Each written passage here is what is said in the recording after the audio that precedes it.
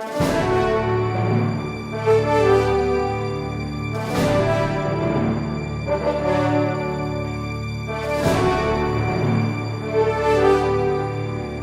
you for tuning into this 2018 General Election Candidate Forum for Thurston County Auditor. The forum is presented by the League of Women Voters of Thurston County and Thurston Community Media. The League is a nonprofit organization that encourages the informed and active participation of citizens in their government. The League neither supports nor opposes candidates or parties. We are nonpartisan. The League registers new voters, works to get out the vote, studies issues, and advocates for its positions with the governing bodies. Despite its name, the League is open to both men and women of ages 16 and up. I'm Mary Moore from the League, and I'll be moderating this forum. The candidates for Thurston County Auditor are Mary Hall and Stuart Holmes. For this forum, each candidate will have 2 minutes for an opening statement. Then I'll ask them questions in alternating order. The person first asked the question will have 2 minutes for a response, followed by 1 minute from the other candidate. There will be 1 minute for closing statements at the end of my questions. We will begin with opening statements from the candidates, beginning with Mary Hall, followed by Stuart Holmes.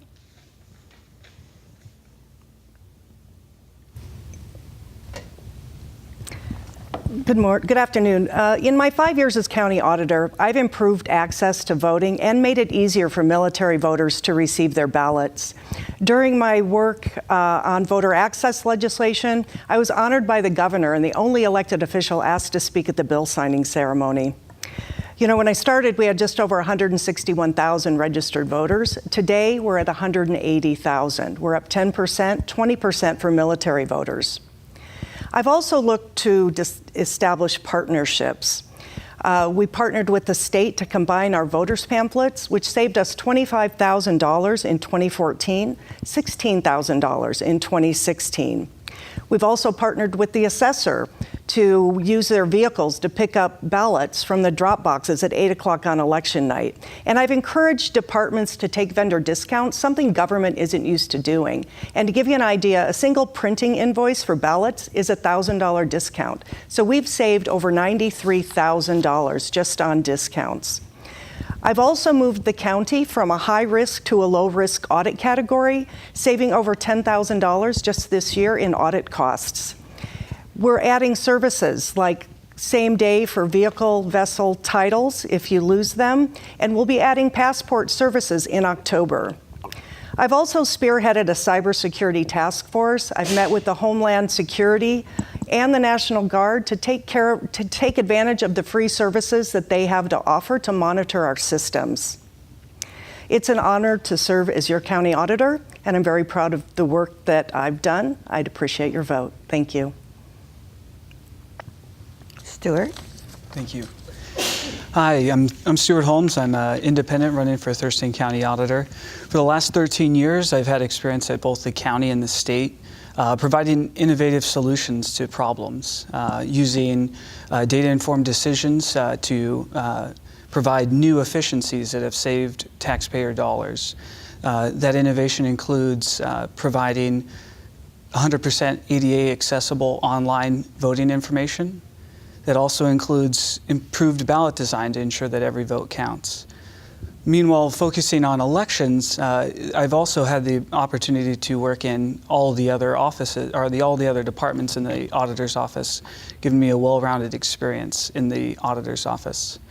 While running as an independent, this is a partisan position. However, I feel having an independent in this position would give voters additional trust that their ballot is being counted fairly and impartially.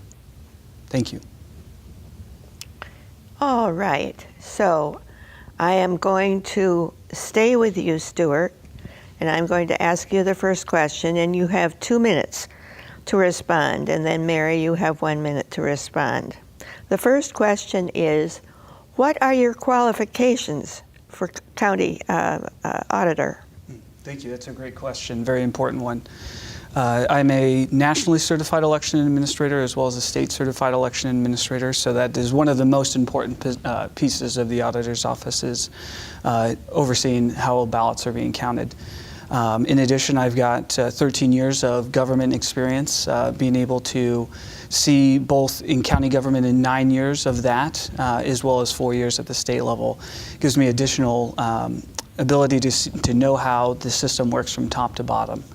As far as the financial components of the auditor's office, I have experience in providing fiscal impact and doing data analysis on impacts of legislation, impacts of changes, impacts of innovation, on how that will either produce cost savings or what kind of impacts that will have as far as revenue and expenditures in both county and state government.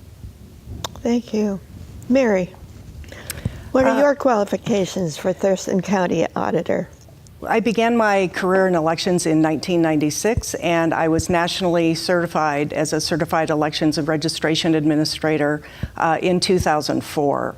So I was elected in 2013, so I've been county auditor for 5 years, and we've made a lot of great changes, made the entire office ADA accessible.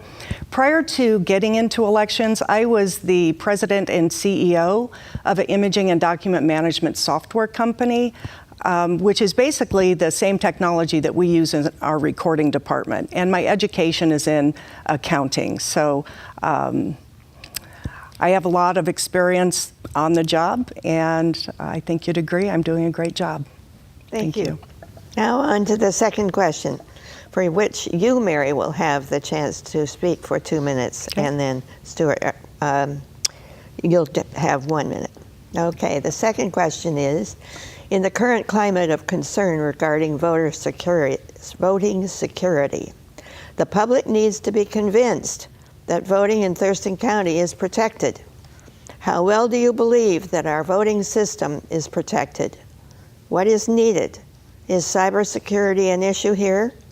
And if not, why?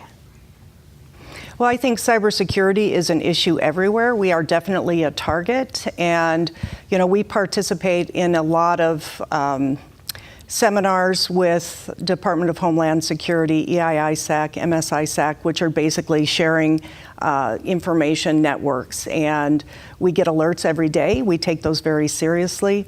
We've worked hard to upgrade the security in our ballot processing center.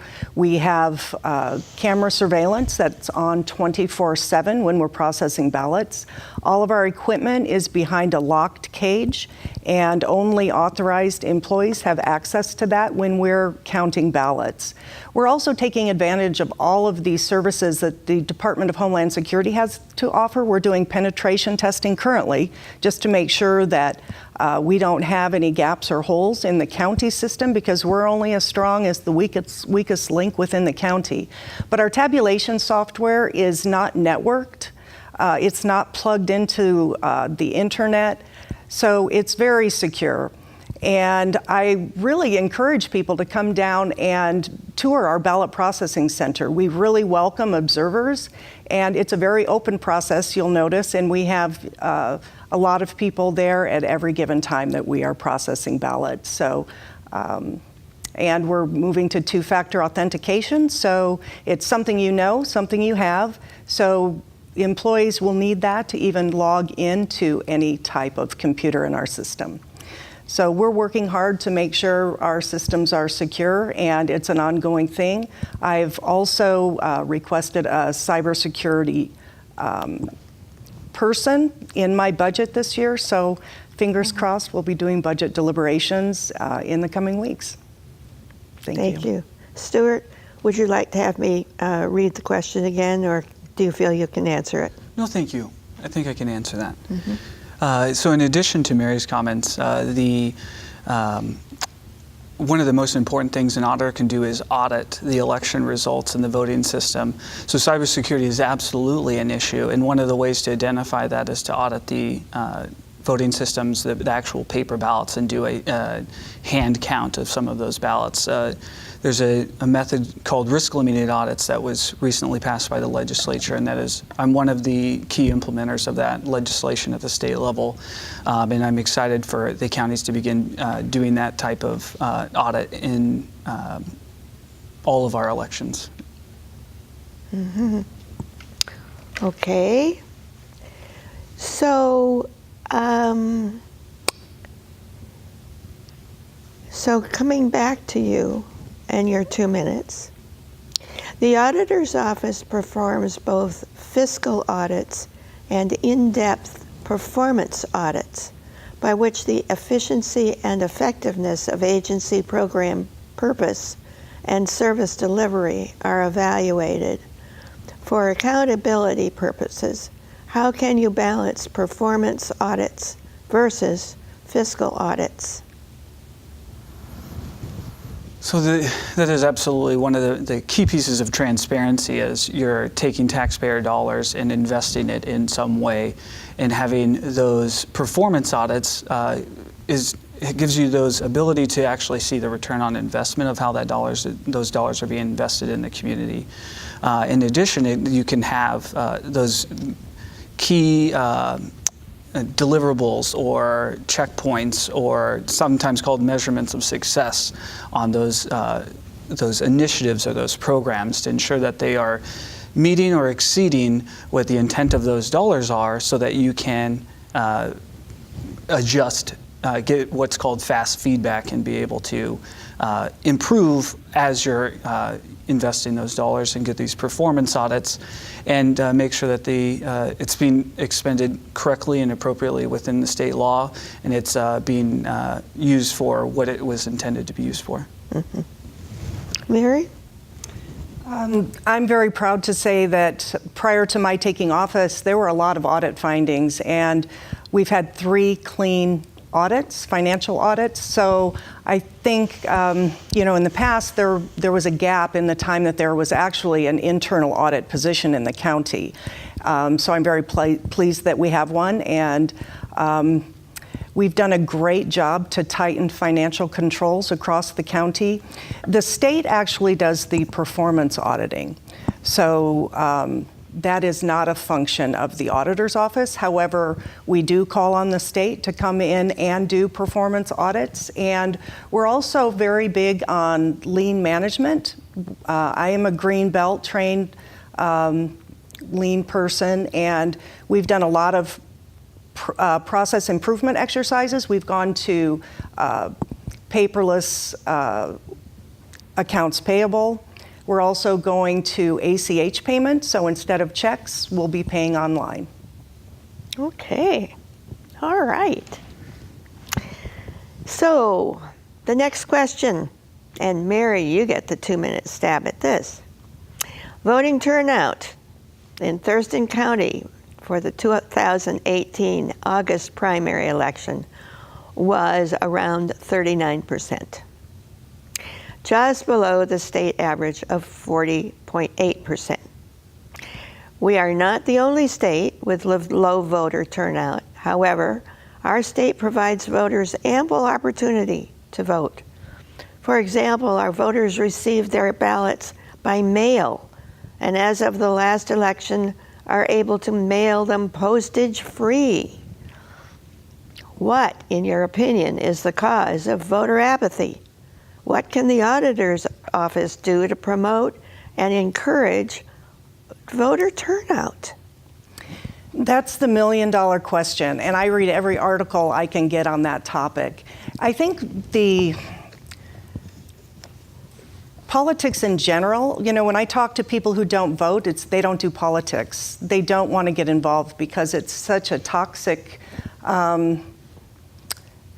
politics are pretty toxic across the country, and there's a lot of division between political parties. And, the one thing I have done is really increased voter registration. So I've done a great job getting people registered. Now the goal is, how do we get them to turn out? Mm-hmm. And unfortunately, we had this gap where they really weren't teaching civics in school, but I'm very excited because of a bill that actually Representative Dolan got passed last year to bring civics back into our high schools. And I was also very instrumental in getting legislation passed for same-day registration. So people hear a lot that, it's election day, but by the time they decide to register to vote, it's too late because we've had antiquated deadlines. So voter registration deadlines will be going away next year. We'll also be offering pre-registration for 16 and 17-year-olds. We're doing a lot getting in schools, getting our message out, and working with the league and other groups that have surfaced to really encourage people to participate, because really democracy depends on everybody getting involved. So as much as I can get out in the community, I am. So if anybody out there would love to, I would love to come and speak to your group if you ever have speakers. Thank you. And I'm going to put in here a little push for the League of Women Voters who wrote the civics bill and Awesome. worked with Lori Dolan. That's great. Yes. Thank you. Sorry. No, that was excellent. Little plug for the league here. No, fantastic. Yeah, so absolutely, 3 of the 10 worst elections of all time have happened in the last 5 years alone. 2017 being one of the worst turnouts of all time, so absolutely turnout is down. Now, what can we do about that? And I think Mary alluded to one of the things is getting out into the community. One of the most important things to kind of those reminders is that social pressure to, the I voted stickers have gone away, and that was one of the biggest social pressures that there were. You wanted to get one of those. You wanted to go to the polling place and return your ballot. And so that is one of the most important things. Is that social pressure in order to get people to turn out. Increasing registration obviously doesn't help. Prepaid postage hasn't helped. Drop boxes haven't helped. And so I think one of the biggest things that people, when they're surveyed, is about the candidates and the campaigns. And so I think encouraging our community to come forward and run for office and serve is also something that I believe will, that's it. Okay, very good, Yep. very good. So, I think this is the last question, you guys. If elected, what would be your top 3 budget priorities and why? And I believe this begins with you. Excellent, yes, thank you. So the top 3 budget priorities I would have is there is currently a reserve of funds set aside for historical document preservation. And one of the key departments in the auditor's office is document recording. And there's many years of historical documents that could be used to create a program, to create temporary positions, similar to the voting center staff that go in and work part-time. I think you could bring in a lot of temporary positions, use this existing resource, and potentially serve 2 purposes at once. And then in addition, currently in the auditor's mission, there is outreaches for little or no cost. I think that would be one of my budget priorities, is to find funds to get out into the community to do outreach. And in addition, one of the things I would do is find ways to reduce costs on ballot drop boxes, create more efficiencies around how we're serving those drop box locations. Thurston County is one of the has the most locations in the state per capita, I believe. And so that's a tremendous cost. With prepaid postage, I think we're seeing a shift in people using prepaid postage rather than drop box locations. However, on election day, it's incredibly important to have those sites available and open. So I think there's a balance there. Mm-hmm. Thank you. Mary, what about you? Your 3 budget priorities. My number 1 budget priority this budget cycle is actually around cybersecurity. We have a 0.75 person in the county who deals with security. And when we had the Department of Homeland Security in, they mentioned for a county our size, we should have 7 to 11 security people. So that is my number 1 ask, is a person to work with elections and the assessor's office and the treasurer's office in cybersecurity. We also do need an outreach budget. My outreach budget was basically given away right before I started in 2013. So every year I've asked for a voter outreach budget, and I'm hoping that they will provide a little more funding for that as well. We've been doing a great job, though, partnering with cities and the PUD to get them to insert information for us in their bills for free. So we are doing everything we can. Well, now it's time for your closing statements. Each one of you gets 1 minute for your closing statements. Mary? I believe there is nothing more important to our democracy than your vote, and I take this seriously. You know, the auditor has an important and diverse role in county government that requires honesty, integrity, and speaking the truth. The role of the county auditor is pretty clear and straightforward. We conduct elections, maintain voter registrations, record documents, issue vehicle and boat titles, and soon we'll be issuing passports. That's a service we'll be bringing to you soon. So I'm a nationally certified elections administrator with 22 years experience. I offer the vision, the commitment, experience, and proven leadership Thurston County needs in their auditor. I ask for your vote. Thank you. Stuart? Thank you. My campaign's been about three things: innovation, accountability, and trust.